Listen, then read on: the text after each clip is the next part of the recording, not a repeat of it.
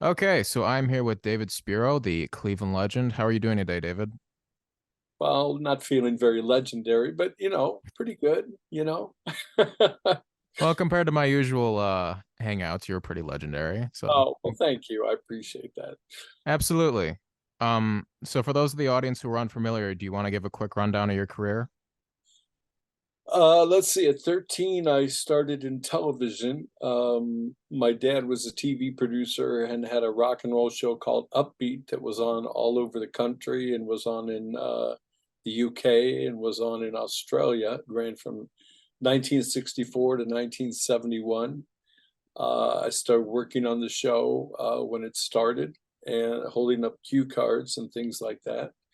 And by the time I was 15, I kind of knew the music better than my dad, so I started writing the questions for the host and all of that. When I was 16, I started in radio.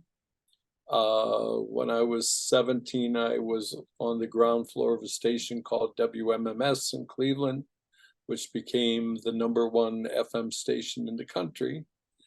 And through my friend Joe Walsh, who I'd met when he was on a house band on the Upbeat show called The Measles, he encouraged me to go into management of artists and said he thought I'd be pretty good for it.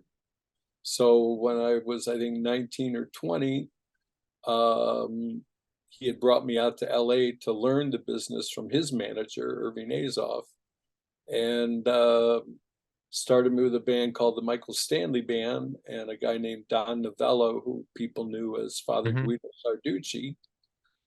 And in the end, right now I've worked with Dickie Betts and the Allman Brothers, with Cat Stevens, with Harry Nilsson, with Ian Hunter, Patti Smythe, Jesse Colin Young, um, more than I can remember.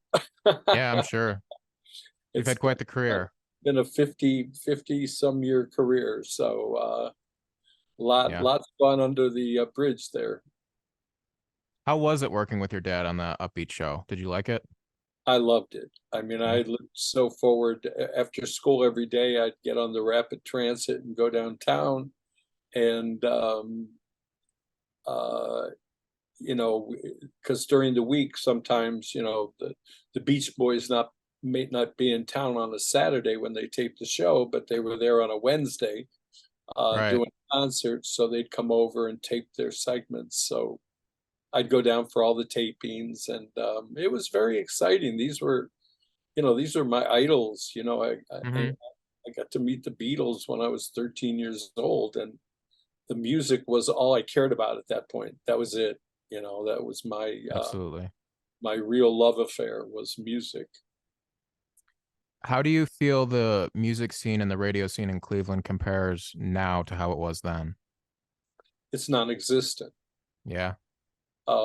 Cleveland was a major breakout city for so many artists during well, actually, even going back to the 50s, because um, there was a disc jockey here.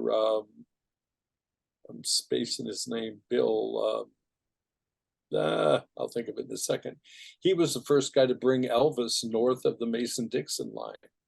Brought him up here to do Bill Randall was his name, do a Okay. concert at Brooklyn High School in Cleveland.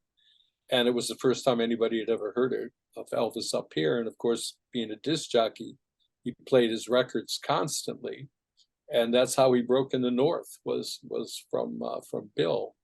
And we kind of carried that tradition on at WNCR, which was the predecessor to WMMS, where this was the first place David Bowie got airplay, and Yes, and Humble Pie, and so many other bands broke out of the Cleveland area. Um, Bowie especially, because he came here and it was the first show of his first American tour, and he played a 3,000 seater and sold it out. And then the next night Wow. he was in Pittsburgh, playing a club for 200 people with Right. 30 people showing up. And by the end of his tour, he came back to Cleveland and headlined Public Hall, which was 10,000 people.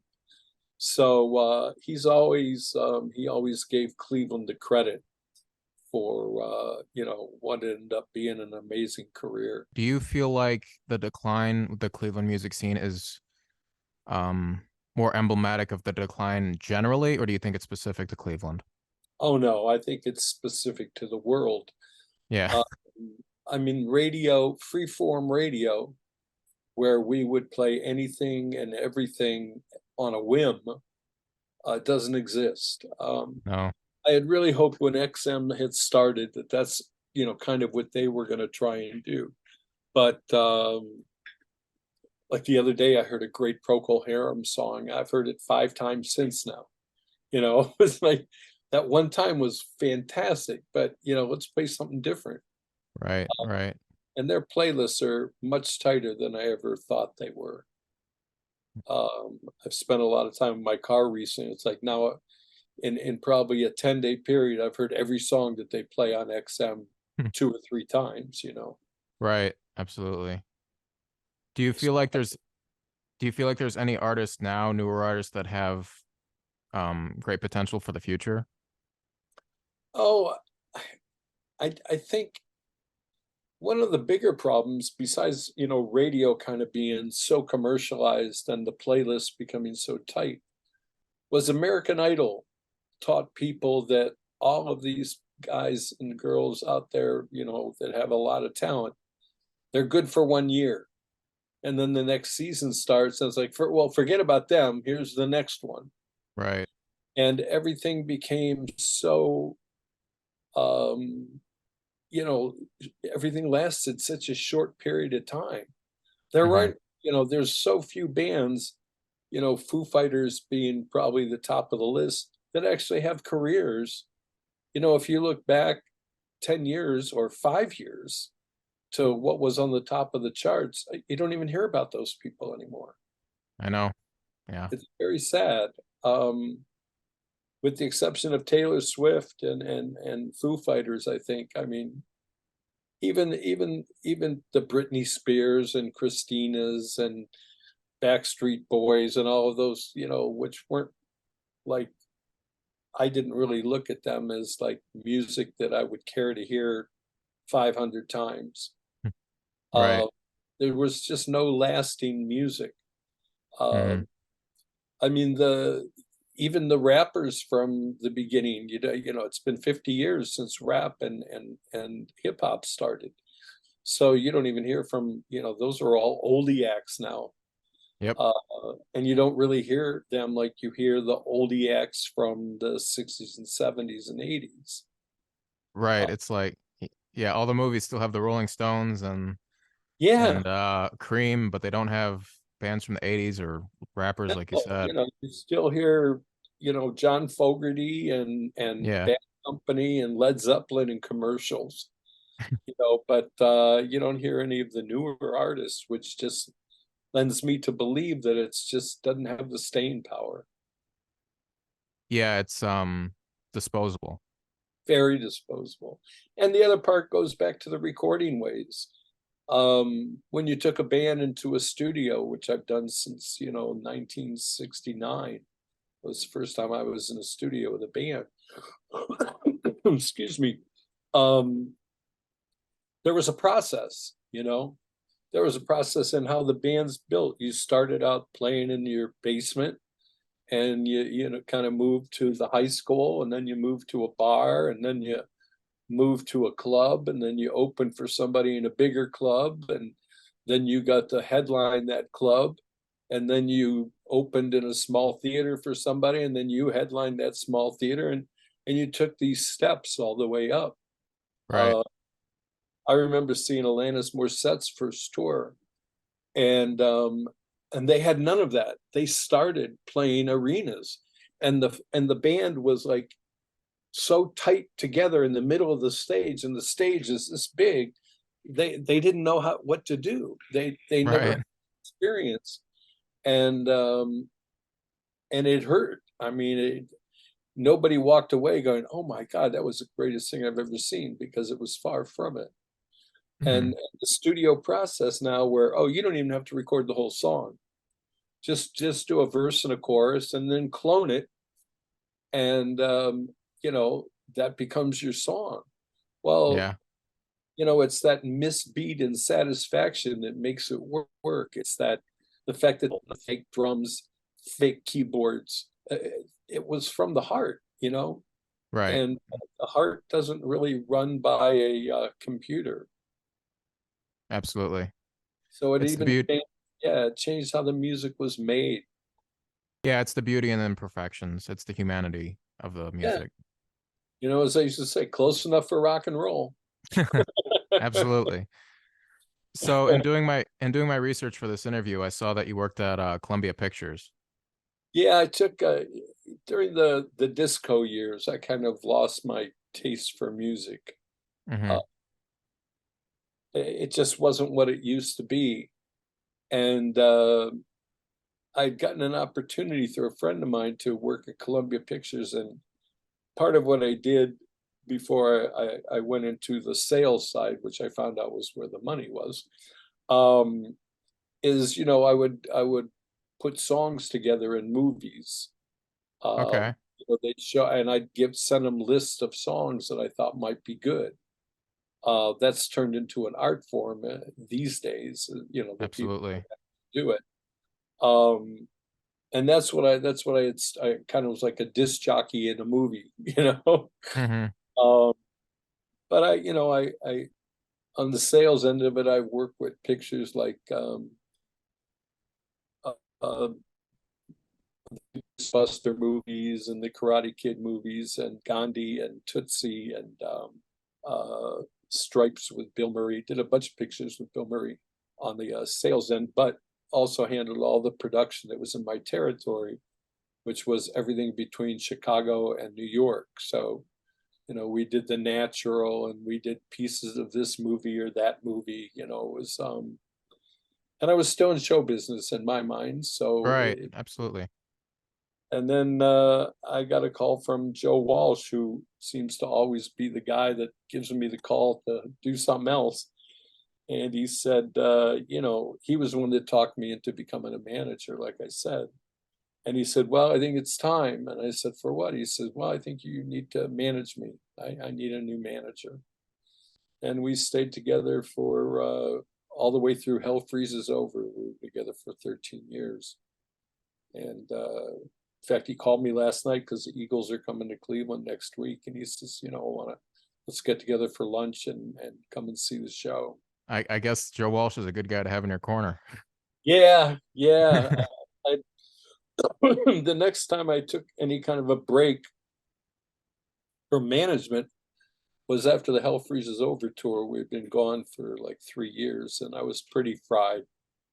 Yeah. Uh, it was a tough ride. And I got offered a job at the Rock and Roll Hall of Fame. I'd been on the board there. So I guess I kind of offered myself a job. But I started doing a TV show called Live at the Rock Hall on MTV. It was a weekly show for a couple of years. And it was fun, having TV back in my life and producing shows like my dad used to do. He passed Right. away 1979 or 1979 he passed away.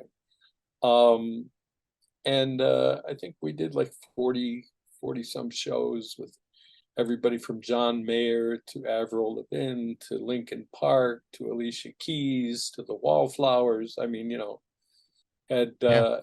everybody on those shows. And then I kind of got bored of being in the same place. And once again, it was a call from Joe Walsh. And he says, hey, a friend of mine needs management. And I think you'd be perfect for him. He's going to call you. And it was Billy Bob Thornton. Oh, hell And yeah. There you go. yeah, I mean, Billy had started in music before he ever even thought about being an actor. Hmm. He wanted to get his music career up and running again, and we've worked off and on ever since that. That was like in 2003, I think. Okay.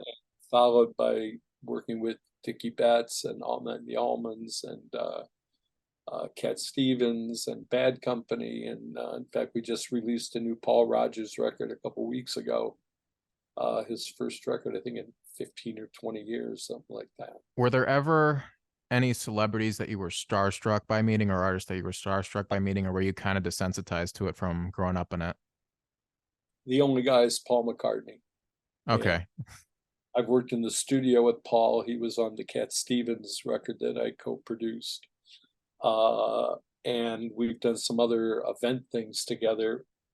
But every time I see him, I'm like, I mean, the Beatles were the reason that they were the ones who turned me on to music.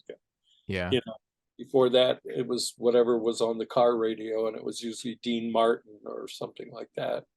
Right. Uh, so yeah, Paul is the only one. I mean, I've worked with Ringo quite frequently over the years. I've done, I think, 6 or 7 tours with him, but he wasn't Paul McCartney. It was exciting until Paul came into my life, Yeah. and I worked briefly with George before he passed away. Uh, yeah, that, I mean, Paul's really everybody else is, I've met Dylan and Stones and the Who and all those guys, but um, a lot of them I had known much earlier when I was a kid, so it was really no big deal. Hmm. Because every week it was like, okay, the Kinks are here, the Love and Spoonfuls here, Stevie Wonder's here, the Temptations are here, on the TV show. And it wasn't that I was jaded, it was just that you start realizing they're no different than anybody else, Right. Right. have that one thing that some of us don't have, which is talent. So when you were moving from the radio to Columbia Pictures to management to the Rock and Roll Hall of Fame, was it simply just taking the opportunities that were laid out in front of you, or was it needing to change of scenery, needing to do something new? No, it was all pretty seamless. It's like the artists I've worked with, I've never gone after an artist. Hmm. Uh, they've always come to me, and usually through very strange ways. I had known Cat Stevens, Yusuf, back in the '70s when Tea for the Tillerman and all those records came out because I was playing them on the radio, and I'd interviewed him maybe 4 or 5 times, and I was such a big fan. A&M would send me to New York for opening night or to Los Angeles for a show, or I mean, it was probably could have been considered payola, but it really wasn't. I mean, I was a fan. It's not like Right. I wasn't going to play those records. And we became friends over the years. And then, of course, he disappeared for 20 years or something. And I was doing a DVD with Dickie Betts through a company in New York. And I'd called the president of the company because we were working out some, parts of the deal. And what I didn't know is that Yusuf, Cat Stevens, was sitting in the guy's office when I called once. And he said to the guy, he said, David Spero from Cleveland? And he says, yeah. He says, is he still doing radio? He goes, no, he manages Joe Walsh and Dickie Betts and all of these guys. And he goes, well, I need a manager. Can you give me his number? And I'd gone to run some errands. I came home one day. My wife said, a guy said his name was Yusuf. He said, you used to know him as Cat Stevens, and he's going to call back in an hour now. And I said, oh, yeah, well, what else did my brother say? She goes, no, I swear, if I knew what he sounded like, this is him. And an hour later, the phone rang, and it was like we had seen each other 4 days ago. Yeah. He was telling me he needed some help with some projects, and this is back in that time when you could just go hop on an airplane. This was, the early 2000s. It was after 9/11, so there was still security, but United used to fly to New York City like every 90 minutes from Cleveland. I just went and hopped on the next plane. We had dinner that night, and we've worked together off and on ever since. In fact, we're working on a project right now together. Oh, great. Um, is Bad there a company, bad company. I was at a Rock and Roll Hall of Fame dinner in New York, and I'm waiting for the elevator, and the doors open, and Simon Kirk, the drummer from the band, is standing there. I've known these guys for long, from even when they were with Free. And right? Simon says, "Oh, are you going up to see Paul?" And I said, "No, I didn't even know you guys were here." He says, "Well, why are you here?" I said, "Well, there's a Rock Hall dinner." And he pulls out a piece of paper with my number on it. And he said, "Paul just gave this to me. I think he left you a number in your office. He left you a call in your office. We want to talk to you." So I got in the elevator where he gave me Paul's room. He came back up with me. We sat down, and next thing I know, I'm working with bad company. There you go. To That's not a this, bad night.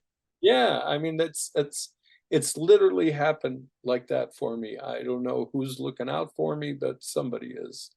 Yeah, Probably my absolutely. dad, you know. Is there a moment in your career that stands out as something you're most proud of? Well, I think the thing I'm most proud of is I've been married for 46 years, and that's really important to me. There you go. That's nice. Seriously, I mean, not to be corny or anything. I mean, that's the most No. important thing in my life. Yeah. Uh, and we have a 45-year-old son who is just like, he's still 6 years old to me, so it's kind of cool. But Yeah. business-wise, I think a couple things stand out. When I I was working with Yusuf, and we were doing an album called Road Singer, and we were down in Nashville doing some overdubs with some players we wanted to use.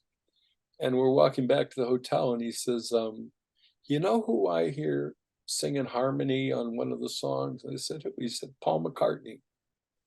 I said, "Really? Do you know him?" He goes, "Nope, never met him." I said, "How's that possible? You guys were," he says, "Well, we're always on the road or in the studio. We just never crossed paths."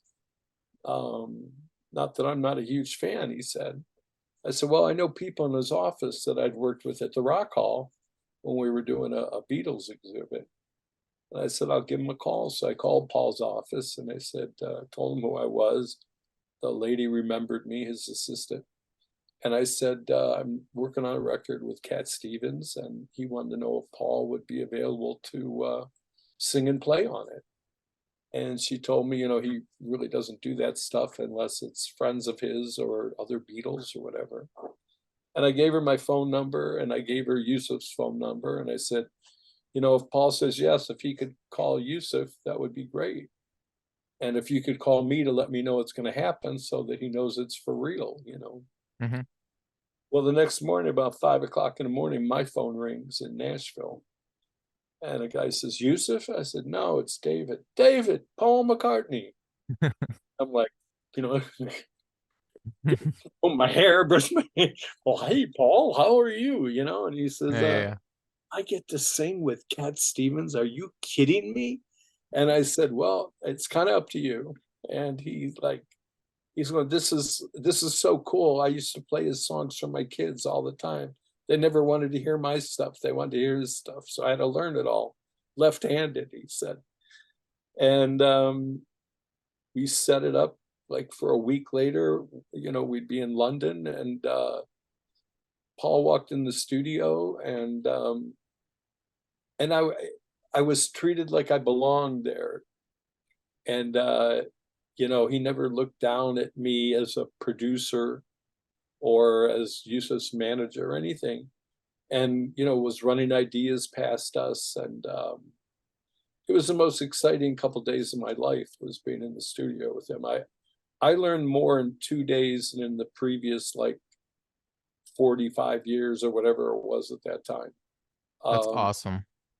and it was just I've seen him maybe a half a dozen times since, and he's never forgotten my name. I was working with G.E. Smith, who was Yeah. the band leader on Saturday Night Live, worked in Bowie's band, worked in Bob Dylan's band, a bunch of other things. And we were talking about an album that he had an idea for that I was going to help him put together. And we're going into a restaurant. He's telling me, "Don't be surprised if you see Paul McCartney. He eats here all the time." And I'm like, "Oh, okay." You know, and we walk in the restaurant, and there's Paul, and the first thing he goes, "David, what are you doing here?" "I'm here with G.E. Smith." And he goes, "Oh, man." He goes, stands up, shakes his hand. "We met on Saturday Night Live," he says to GE, like GE didn't remember, Right, right. And he invited us to join him, but we kind of had stuff we had to take care of. But I just felt like a king at that point. And then the Absolutely. most recent thing that happened is I just found out about 3 weeks ago, I'm being inducted into the, Personal Managers Hall of Fame in Las Vegas. I didn't even know there was such a thing. At first, I thought it was that, like, "You're gonna be in Who's Who, send us Right. $250 and we'll send you a copy of the book." Yeah, yeah. And then I'm looking at, it's Brian Epstein, the Beatles manager, and it's Irving Azoff, and it's David Geffen, and it's Elliot Roberts, and it's ZZ Top's manager. I mean, all these people that some of them which I know quite well. And so on the 24th of October, I'm getting inducted into the Personal Managers Hall of Fame in Las Vegas. That's pretty heady for me. That's awesome. I'm sticking from Cleveland. Yeah, I I don't know what I'm going to say or anything. I guess I'll thank Joe for deciding I should do this. yeah, thank Joe. That's absolutely what you should do. Yeah. It's a little bit of a flex too, because you can say, "Hey, Joe Walsh got me into this." You know? Yeah. Well, my book came out, A Life in the Wings, which is kind of where I've lived the last 50 years for the most part. Um, and I was reading some of the reviews on Amazon, and one of them said it was a love story to Joe Walsh. And you know what? That's not a bad thing. Not a bad Yeah. thing. So I have one more question for you before I let you go. Yeah, I'm trying to bring some recognition to the state of Ohio because, quite frankly, I love this state. me So too. what's something about Ohio that you love? Over the last couple of years, um, what kind of during and since COVID, my wife and I have decided to do these one tank trips every Saturday. Okay. Sometimes we stay overnight, sometimes we don't. But we're really like, I'd never seen Thomas Edison's place, which is out near like, Tiffin, Ohio. We went to the the Smuckers factory, not knowing that they made like so many other hundreds of products besides, like Milkbone is made by them. And Okay. uh, we're just we've taken the train that goes through the metro parks, and they have a dinner train. We've gone on the boat that goes around Lake Erie, and um, I'm so amazed at how much there is to do here and how much beauty there is in this state. Absolutely. I really couldn't tell you. There's not one thing that is like, they all just blow me away. And I look so forward to Saturdays, and we literally just, throw the dartboard and look at what's happening this weekend in Ohio online and just pick some place to go. Um, we had one rule: we don't do it to go to a concert. Hmm. We can do that anytime, anywhere. Right. So it's just been really fun to explore it. Um, there's a show on in Cleveland on Channel 8 in the morning. David Moss. I can't remember what the show is, but he always does that. That one tank trip, and we followed so many of those, and just gone to places that we just didn't know existed in Ohio. There's so much here. There really is. Everyone says, "Why don't you move to LA? Why don't you move to New York?" Well, I spend a lot of time in those places as well as London, and I can't wait to come home, because there's just so much here. Well, I want to thank you for doing this interview with me. I absolutely loved that answer. It was fantastic. And I hope Thanks. absolutely. Yeah, you may run into me at some sesquiennial fair or whatever they're called, or a state park or whatever, because you know this is the place to be. It It really is. really is. Yeah. So if anyone out there sees David Spero, make sure to say hi. Thanks, All right. Dutch. I appreciate your time. Good to talk. Absolutely. Have a great day. Thanks.